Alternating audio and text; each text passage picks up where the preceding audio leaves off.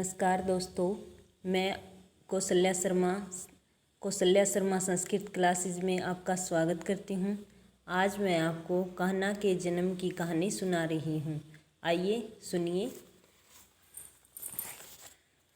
कान्हा का जन्म द्वापर युग में हुआ था। द्वापर युग के अंत में मथुरा में उग्रसेन नाम के राजा राज्य करते थे। उग्रसेन के पुत्र का नाम कंस था। कंस ने अपने पिता उग्रसेन का सिंहासन बलपूर्वक छीन लिया और अपने पिता को कारागार में डाल दिया और कंस राजा बन गया। वह बहुत ही निर्दयी राजा था। उसके मन में दया भाव नहीं था। उसकी बहन का नाम देवकी था।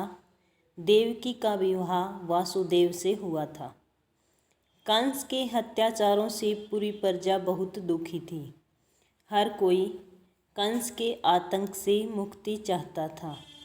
एक दिन कंस अपनी बहन देवकी को साथ लेकर उसकी ससुराल जा रहा था तथा रास्ते में आकाशवाणी हुई कि कंस, तेरा अंत देवकी के पुत्र के हाथों होगा।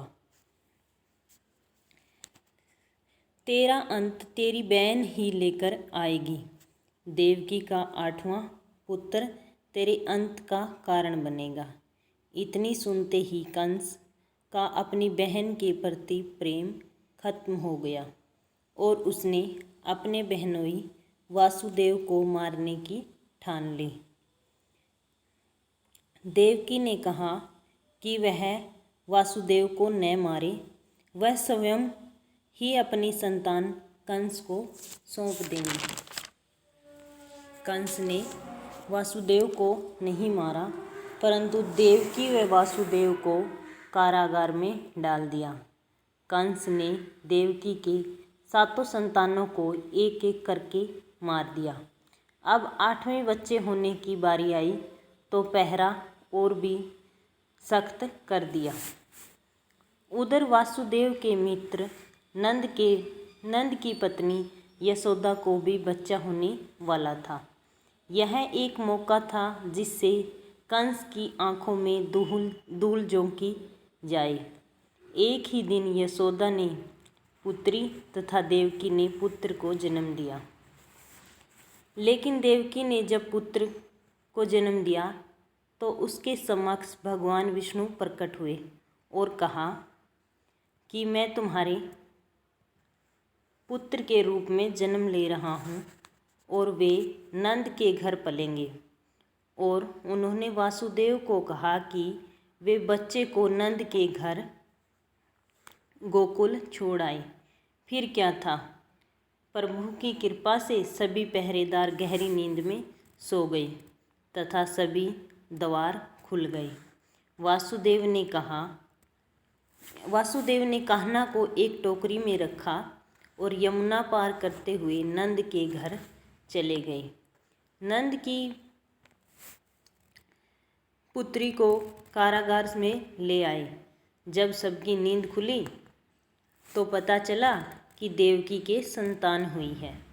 तो कंस कारागार पहुंचा और उसने देखा कि 8वीं संतान तो लड़की हुई है।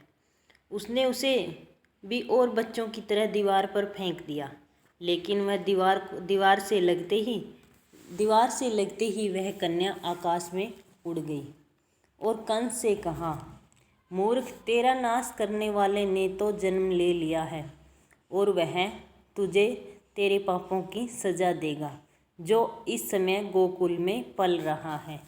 यह कहकर वह कन्या आकाश में गायब हो गई। यह सुनकर कंस परेशान हो गया तथा कंस ने कृष्ण को मारने के लिए बहुत से दैत्य भेजे, जिन्हें श्री कृष्ण ने मार दिया और वह बड़ा होकर श्री कृष्ण ने अपने मामा कंस को मारकर अपने माता पिता को कारागार से छुड़ाया। श्री कृष्ण ने कंस के पिता उग्रसेन को कारागार से निकालकर उसे उसका राज्य सौंप दिया तथा उसे राजा बनाया। इसी कारण श्री कृष्ण के जन्म को बड़ी हर्षोल्लास से मनाया जाता है। कृष्ण का जन्म भाद्र मास कृष्ण कृष्ण पक्ष की अष्टमी को हुआ था। इसी दिन कृष्ण जन्मोत्सव मनाया जाता है। आशा करती हूँ मेरी ये वीडियो आपको बहुत पसंद आई होगी। आप कृष्ण जन्म उत्सव पर इस वीडियो को ज़रूर से ज़रूर सुने।